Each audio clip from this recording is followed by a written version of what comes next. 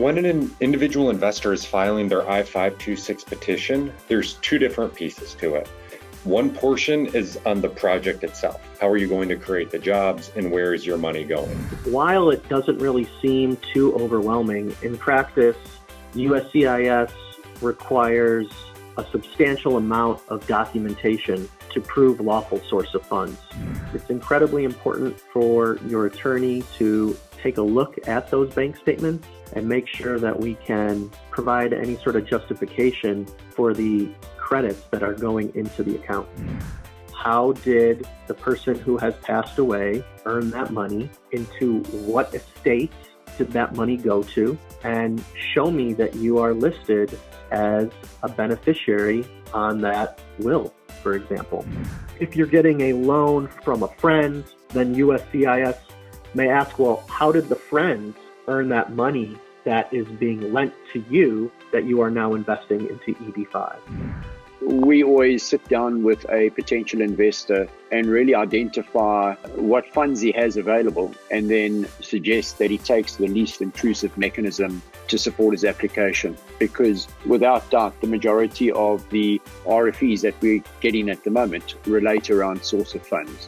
One thing that I think comes up a lot in South Africa is the use of a trust. And a trust is a fiduciary arrangement which allows a third party or a trustee to hold assets on the behalf of a beneficiary. Trusts have to date been a very popular mechanism for families to accumulate wealth. Unfortunately, at the moment, they're coming under a little bit of siege. South Africans love property ownership. So you tend to find our high net worth individuals will have substantial property portfolios. And certainly a lot of our funding comes through the sale of property portfolios. So property certainly is a very popular mechanism. I think the bigger trick is demonstrating how you earn the money in the first place. And if that is based on the sale of a prior real estate, well, depending on when that was, they may ask, well, when did you purchase that real estate? And how did you earn the money to do that? To make sure you're doing it right and to get your EB-5 approval, you need to get the allowance first before you transfer the money out of the country. And when you get the allowance, there will be a specific date on there, and there will also usually be an expiration date on when that clearance or allowance ends.